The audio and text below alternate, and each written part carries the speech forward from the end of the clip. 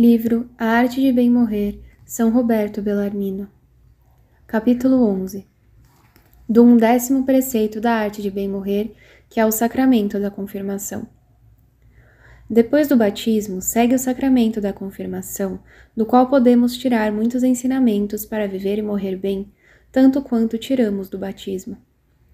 Embora o batismo seja mais necessário do que a confirmação, não se pode negar que este é mais nobre do que aquele, como fica evidente pelo ministro, pela matéria e pelos efeitos.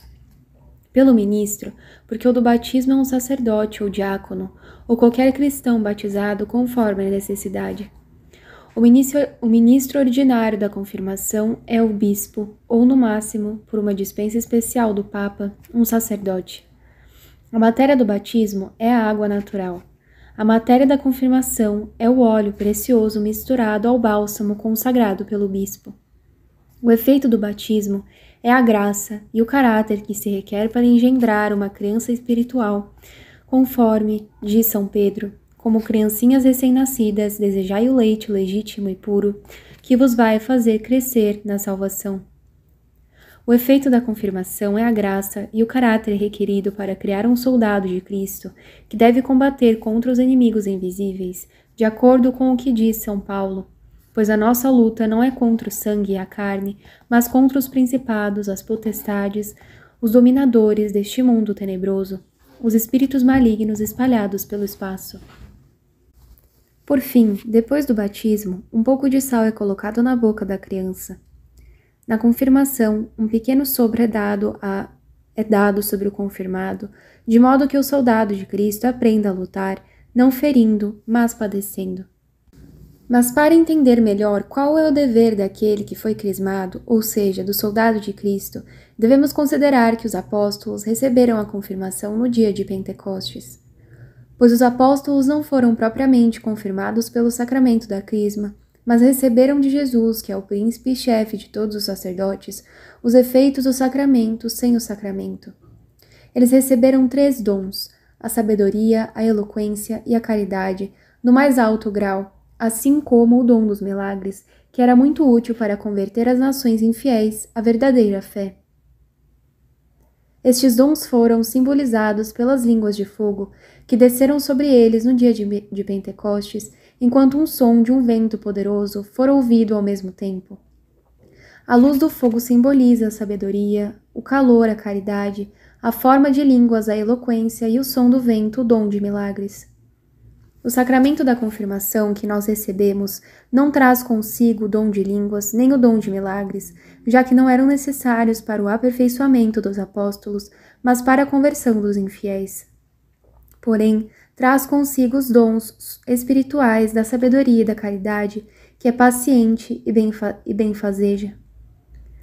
E como um sinal da raríssima, porém preciosa virtude da paciência, o bispo dá um sopro sobre a pessoa que está para ser confirmada, para lembrá-la de que agora, que é um soldado de Cristo, não deve bater, mas sofrer.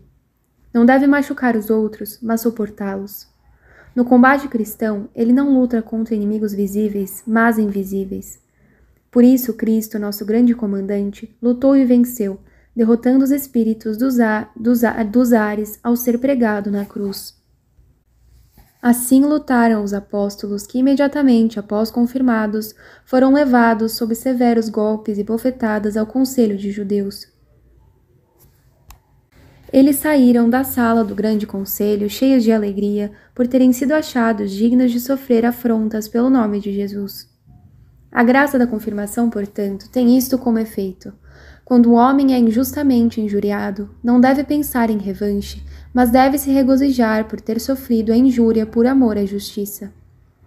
Aquele que foi confirmado deve entrar na câmara secreta de seu coração e diligentemente inquirir se manteve em seu coração as graças do Espírito Santo, especialmente a sabedoria e a fortaleza. Então examine se possui a sabedoria dos santos que estimavam os bens eternos e desprezavam os bens mundanos, se teve a fortaleza do soldado de Cristo, a qual suporta injúrias de bom grado. E para que não haja engano, que vá diretamente à prática e examine sua consciência. Se descobrir que está sempre pronto a conceder esmolas e não acumular riquezas, Se ao ser injuriado não pensa em vingança, mas prontamente, de bom grado, perdoa a injúria, então deve exultar em seu coração, pois tem em sua alma o sinal da adoção dos filhos de Deus. No entanto, se depois de ter recebido a confirmação perceber em si mesmo que não se tornou menos cobiçoso, avaro, passional, impaciente, que sente enorme dificuldade em distribuir qualquer quantia em dinheiro para o refrigério dos pobres e está pronto para abocanhar cada oportunidade de lucro, que se excita rapidamente e é propenso à vingança quando lhe pedem perdão por uma ofensa, qual seria a conclusão? Que recebeu o sacramento, mas não a graça sacramental? O que disse acima é direcionado àqueles que já são adultos quando se aproximam do sacramento. Aqueles que o recebem ainda na idade em que são incapazes de pecar, recebem todos os dons e as graças. Mas os adultos, aos quais me refiro, devem temer para que o pecado não tome gradualmente conta de suas almas e, ao protelar a penitência por um longo tempo, extingua o Espírito recebido, ou seja, a graça do Espírito Santo. É isso que o apóstolo quer dizer quando escreve: não extingais o Espírito, pois quem extingue o Espírito Santo destrói em si mesmo a graça de Deus. Quem quer viver bem, para morrer bem, deve ter em alta estima a graça dos sacramentos, que são os reservatórios dos tesouros celestes. Devem estimar especialmente aqueles sacramentos que, uma vez perdidos, não podem ser recuperados novamente, como no caso do sacramento da confirmação, pelo qual recebemos um incomparável tesouro de bênçãos. Pois, embora o caráter deste sacramento não possa ser apagado, contudo, o caráter sem o dom da graça não traz consolação alguma, mas apenas aumentará a dor da nossa vergonha. Capítulo 12. Do 12º preceito da arte de bem morrer, que é o Santíssimo Sacramento da Eucaristia. A Santa Eucaristia é o maior de todos os sacramentos. Por ele, não só a graça nos é dada de modo maximamente pleno, como o próprio autor da graça é recebido. No que concerne a este sacramento, duas coisas são necessárias para que o cristão viva e morra bem. Primeiro, que receba algumas vezes este alimento sagrado, como disse nosso Senhor: quem se alimenta com a minha carne e bebe o meu sangue tem a vida eterna, e eu o ressuscitarei no último dia.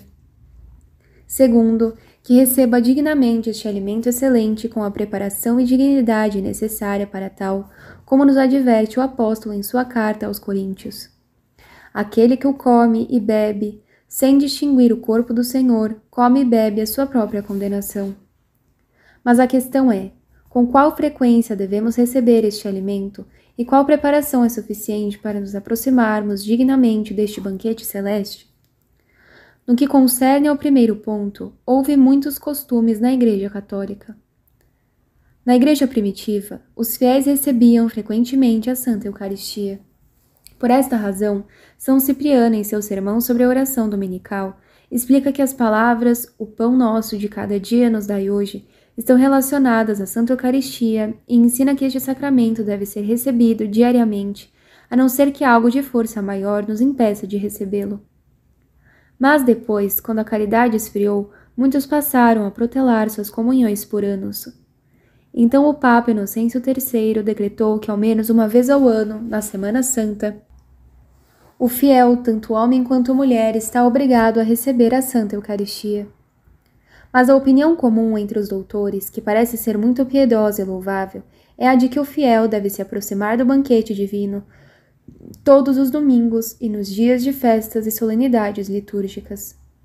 A sentença atribuída a Santo Agostinho é muito comum entre os escritores espirituais.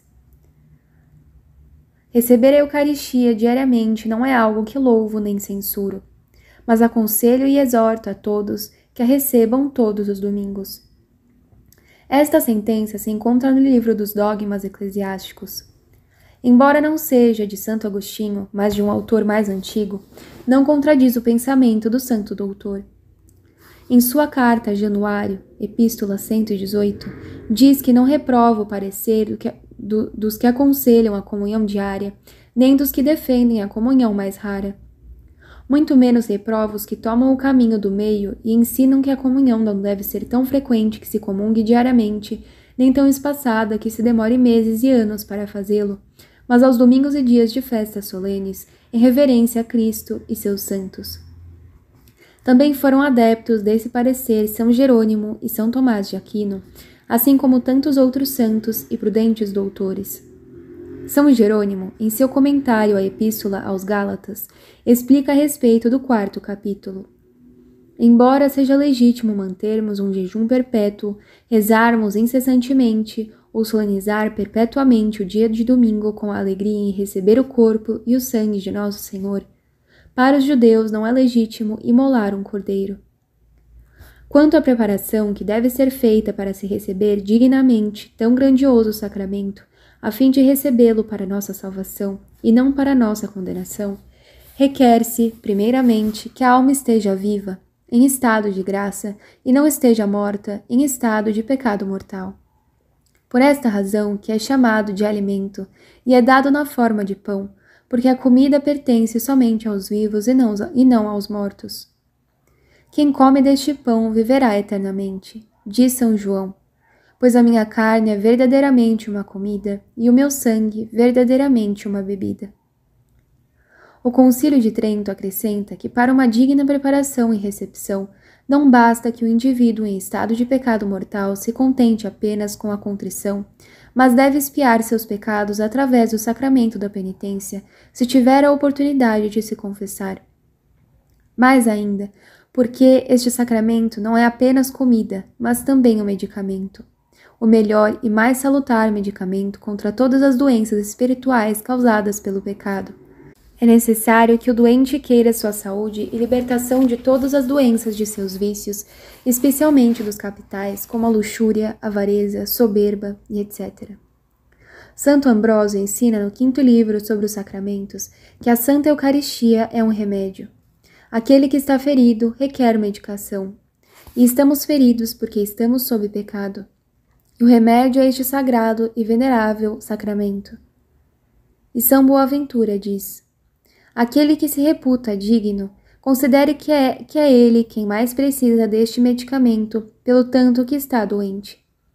E São Bernardo, em seu sermão sobre a ceia do Senhor, exorta seus irmãos que atribuam a virtude do Santo Sacramento quando sentirem que suas más propensões ou desordens diminuíram em suas almas. Finalmente, este Santo Sacramento não é somente comida para os peregrinos e remédio para os doentes, mas também é um médico amoroso que deve ser recebido com grande alegria e reverência. Para tanto, a morada de nossa alma deve estar adornada de virtudes, especialmente com a fé, a esperança, a caridade, a devoção, a piedade e os frutos das boas obras, como a oração, o jejum e as esmolas, pois tais ornamentos são requeridos pelo amável hóspede de nossa alma, embora ele não precise de nossos bens. Lembre-se de que o médico que visita nossa morada é nosso Rei e nosso Deus, cuja pureza é infinita, e por isso requer o mais puro aposento. São João Crisóstomo, em um de seus sermões ao povo de Antioquia, diz: quão puro deve ser aquele que oferece tal sacrifício? Não deveriam as mãos que dividem esta carne ser mais puras do que os raios do sol? Não deveria a língua que a recebe estar plena do fogo espiritual? Aquele que deseja viver e morrer bem deve entrar na câmara secreta de seu coração e trancar a porta, prostrando-se a sós diante do Deus que sonda os corações e escruta os rins.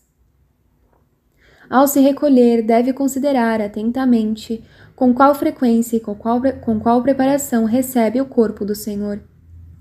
Se descobrir que, pela graça de Deus, comungou dignamente, nutrindo-se e curando-se gradualmente das doenças espirituais e avançou diariamente cada vez mais na virtude e nas boas obras, então exulte com o tremor e sirva ao Senhor no temor.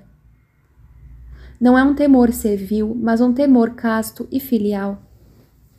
Porém, se após ter se examinado descobrir que está entre os que se contentam com uma comunhão anual e deixam de pensar no Santíssimo Sacramento pelo resto do ano, que se esquecem de comer o pão da vida e alimentam apenas o corpo enquanto deixam a alma faminta perecer, reconheça então que está em um mau estado, muito longe do reino de Deus. A comunhão anual é permitida pelo Santo Concílio, não para que comunguemos uma única vez ao ano, mas para que nos aproximemos deste sacramento ao menos uma vez ao ano, se não quisermos nos separar da Igreja e nos entregarmos ao diabo. Aqueles que agem assim, e há muitos, não recebem Nosso Senhor em seu sacramento com amor filial, mas apenas com temor servil. Em pouco tempo voltam a se alimentar com os porcos, entregues aos prazeres do mundo, aos ganhos temporais e à busca de honrarias passageiras. Uma vez diante da morte, ouvem essas palavras dirigidas ao rico: Filho, lembra-te de que recebeste teus bens em vida. Entretanto, se uma pessoa se aproxima com frequência da Santa Comunhão, seja aos domingos, seja diariamente, ou se porventura for um padre e contudo está em pecado mortal, não executa seriamente as boas obras, não está desengajado do mundo, mas vive como os demais que são do mundo e quer ardentemente ganhar dinheiro, rendendo-se aos prazeres da carne, perseguindo as honras e dignidades mundanas, este homem certamente come e bebe sua própria condenação. Quanto mais se aproxima indignamente do Santo Sacramento, mais imita o traidor Judas, para quem Nosso Senhor disse: seria melhor para esse homem que jamais tivesse nascido. Contudo, ninguém deve se desesperar da sua própria salvação, contanto que relembre no segredo de seu coração, de seus anos passados e de tudo que fez, reconhecendo que se desviou do caminho da salvação, pois ainda há tempo de se arrepender. Basta que comece seriamente a fazer penitência e retorne ao caminho da verdade. Antes de encerrar este capítulo, acrescentarei o que São Boaventura escreve na vida de São Francisco sobre a admirável piedade e amor que este santo tinha pela Eucaristia, para que seu amor ardente possa incendiar nossa tepidez e frieza. O sacramento do corpo do Senhor o inflamava de amor até o fundo do coração. Admirava, espantado, misericórdia tão amável e amor tão misericordioso. Comungava muitas vezes e com tanta devoção, que comunicava aos outros sua devoção quando, todo inebriado do espírito inteiramente absorto em saborear o Cordeiro Imaculado, era arrebatado em frequentes êxtases. Quão distantes estão deste santo, não só muitos leigos, mas também muitos sacerdotes que oferecem o santo sacrifício com uma pressa e desleixo espantosos, pois nem eles mesmos parecem saber o que estão fazendo, muito menos permitem que os demais possam fixar sua atenção com proveito em algo tão sagrado e de tamanha importância. Capítulo 13. Do 13º preceito da arte de bem morrer, que é o sacramento da penitência. O sacramento da penitência requer 3 virtudes ou condições da parte de quem o recebe: a contrição do coração, a confissão oral e a satisfação pelas obras. Aquele que cumpre com estes 3 requisitos obtém, sem dúvida alguma, o perdão de seus pecados. Mas devemos considerar atentamente o que é a contrição verdadeira, a confissão sincera e a plena satisfação. Comecemos com a contrição. O profeta Joel exclama: rasgai-vos os corações, não as roupas. Quando os hebreus queriam expressar sua dor por qualquer razão, eles rasgavam suas roupas, e é por isso que o profeta nos exorta a rasgar nossos corações se quisermos verdadeiramente expressar diante de Deus nossa dor interna pelos nossos pecados. O profeta Davi, porém, acrescenta que não só devemos rasgar nossos corações em pedaços, mas devemos triturá-lo e reduzi-lo a pó. Meu sacrifício ao Senhor é um espírito contrito, um coração arrependido e humilhado. Ó Deus, que não há vez de desprezar. Esta comparação mostra claramente que para apaziguar a Deus pela penitência, não basta dizer da boca para fora: eu me arrependo pelos meus pecados, mas devemos sentir uma profunda dor de arrependimento no coração, a qual dificilmente pode ser experimentada sem lágrimas, soluços e suspiros, se for verdadeira. É impressionante o quanto os santos padres falam da verdadeira contrição. São Cipriano, em um dos seus sermões, diz: quanto mais tenhamos ofendido, tanto mais devemos chorar, pois uma grande ferida requer um longo e cuidadoso zelo médico. que a penitência não seja menor do que o crime. Convém orar continuamente, passar o dia em prantos e a noite em vigília. Devemos passar todo o nosso tempo em lágrimas e lamentações, prostrados na terra, cobertos em cinzas, envoltos com cilícios e andrajos. Clemente de Alexandria, na História Eclesiástica, de Eusébio e de Cesareia, chama o sacramento da penitência de batismo de lágrimas. São Gregório Nazianzeno, em seu segundo sermão sobre o batismo, diz: devo receber penitentes se os ver banhados em lágrimas. Teodoreto, em sua Epítome dos Decretos Divinos, no capítulo sobre a penitência, escreve que as feridas que contraímos depois do batismo devem ser curadas não pelas águas da regeneração, como facilmente ocorre com os pecados anteriores ao batismo, mas pelas lágrimas e trabalhos penosos. Estas e muitas coisas semelhantes nos deixam escritas os santos padres da Igreja a respeito da contrição. Mas quantos não são os que se aproximam da confissão, mostrando pouquíssima ou nenhuma contrição? Quem queira estar verdadeiramente reconciliado com Deus e viver bem, a fim de morrer bem, deve se recolher em seu coração e, fechando as portas para as distrações, deve dizer consigo mesmo: ai de mim, o que fiz, miserável como sou, ao cometer tal crime?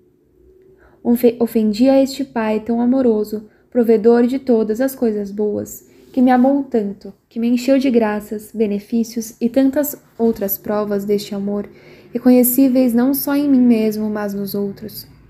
Mas que posso dizer de meu Salvador, que me amou mesmo quando fui seu inimigo, e se entregou por mim a Deus, como oferenda e sacrifício de agradável odor, mesmo sendo eu indigno de sua amizade? E ainda assim, ingrato e miserável como sou, não cesso de ofender a ele. Quão grande não é a minha crueldade? Meu Senhor foi flagelado, coroado de espinhos, pregado em uma cruz, a fim de preparar um remédio para meus pecados e ofensas, e ainda assim não paro de acumular pecado sobre pecado. Ele, pendurado nu no alto da cruz, exclamou sua sede por minha salvação, mas mesmo assim continuo a oferecer-lhe vinagre e fel do mais amargo. Quem me explicará de qual altura da glória caí quando cometi tais pecados? Eu era herdeiro do reino dos céus, uma vida de felicidade eterna, a melhor que se pode possuir, e infelizmente caí, por um mísero prazer efêmero, ou por uma palavra ofensiva, ou por blasfemar contra Deus, o que não me trouxe bem algum. A que estado cheguei, tendo perdido esta bem-aventurança? Ao cativeiro do demônio, meu mais cruel inimigo. E tão logo esta minha carcaça pútrida foi dissolvida, o que pode ocorrer a qualquer momento, instantaneamente, sem remédio algum, serei lançado ao inferno. Ah, que miserável sou! Talvez neste mesmo dia, nesta mesma noite, eu tenha de suportar as chamas eternas. E apesar de todas essas considerações, a ingratidão do mais ímpio servo aumenta contra o mais amoroso Pai. Pois apesar da grande quantidade de graças e benefícios recebidos do Senhor, tanto maiores foram minhas ofensas a Ele por meus pecados. Seja qual for a razão pela qual tu, leitor, estás lendo esse livro, essas são os sentimentos que deves nutrir e excitar em teu coração. Sinceramente, espero que obtenhas de Deus a graça da verdadeira contrição. O penitente Davi uma vez se encerrou na câmara de seu próprio coração após ter cometido adultério e prontamente obteve a graça da verdadeira contrição, cobrindo seu leito de lágrimas. Pedro também, estando penitente, entrou em seu coração depois de ter negado a Jesus Cristo 3 vezes e chorou amargamente. Maria Madalena também se retirou no interior de sua consciência e, contemplando a feiura de seus pecados e a bondade imensa do Senhor, chorou amargamente aos seus pés, lavando-os com suas lágrimas, e mereceu ouvir de sua boca: teus pecados estão perdoados, e depois, tua fé te salvou, vai em paz. Eis os frutos da santa contrição, que não nasce em outro lugar, senão na solidão de nosso coração. Falemos agora algo a respeito da confissão. Vemos muitos se aproximarem deste tão salutar sacramento, obtendo pouquíssimos frutos ou até mesmo sem obter fruto algum. E a razão não é outra, senão o fato de muitos que se preparam para se confessar jamais se recolherem no silêncio de seus corações. Há outros que se preparam para confessar com tanta negligência que o máximo que podem fazer é se acusar de modo geral e confuso da transgressão de todos os mandamentos ou do fato de terem cometido todos os pecados mortais. A eles não poderá senão dar uma absolvição também geral e confusa, embora não a mereçam, pois eles confessaram aquilo que possivelmente não fizeram e não os pecados que verdadeiramente cometeram. Há ainda outros que aprenderam a contar seus pecados em ordem, um após o outro, mas não fazem sequer uma distinção a respeito da qualidade de pessoas, da ocasião, dos momentos, nomes e circunstâncias. Isso, portanto, configura-se como negligência indigna e muito perigosa, pois uma coisa é bater em uma pessoa consagrada, outra muito diferente é bater em um leigo. No primeiro caso, deve haver uma excomunhão, já no segundo, não. De modo semelhante, ter um caso com uma virgem é muito distinto de ter o caso com uma religiosa, com uma mulher casada ou com uma meretriz. Uma coisa é cair em um pecado apenas uma vez, outra é cair 10 vezes, pois um pecado cometido reiteradamente, muitas vezes, não é apenas um pecado, mas muitos. Por fim, há outros que imaginam, e isso é o mais impressionante, que os pecados internos, como o desejo de fornicação, adultério, homicídio e roubo, não são pecados se não forem cometidos. Nem mesmo os olhares imodestos, toques impuros e palavras lascivas.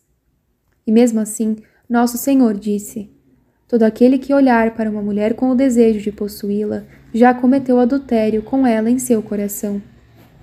Portanto, quem quer realmente examinar bem sua consciência a fim de fazer uma boa confissão, deve primeiramente ler algum bom livro sobre o método de se confessar propriamente, ou pelo menos consultar um piedoso e instruído confessor.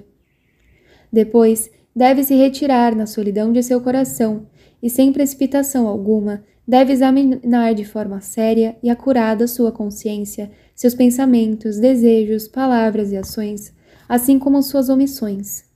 Depois deve abrir sua consciência ao seu diretor e humildemente implorar pela absolvição, estando pronto para aceitar e executar qualquer penitência que lhe for imposta. Resta agora a satisfação, da qual já trataram nossos antigos padres, personagens sábios cujas ideias a respeito são muito mais elevadas do que as nossas. Sabendo eles que a satisfação a Deus pode ser dada mais facilmente aqui na terra do que no purgatório, impunham, por essa mesma razão, longas e severas penitências. Quanto ao tempo, algumas penitências duravam 7, 15 ou até mesmo 30 anos contínuos.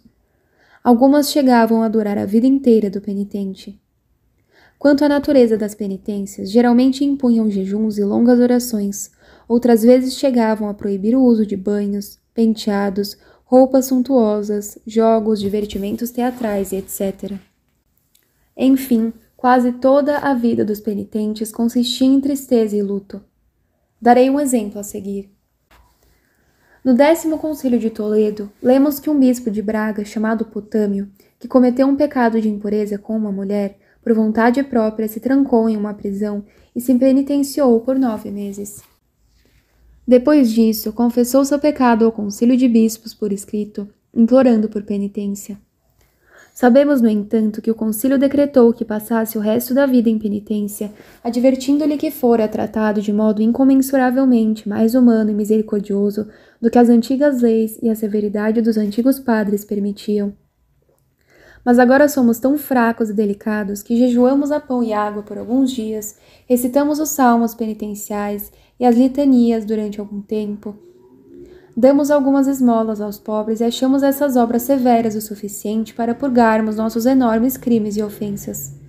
Quanto mais os pouparmos aqui nesta vida, tanto mais gravemente a justiça de Deus nos fará sofrer no purgatório, a não ser que a eficácia de nossa contrição, proveniente de uma ardente caridade, seja tamanha que, pela misericórdia de Deus, obtenhamos o perdão de nossos pecados e de todas as punições que devemos por eles.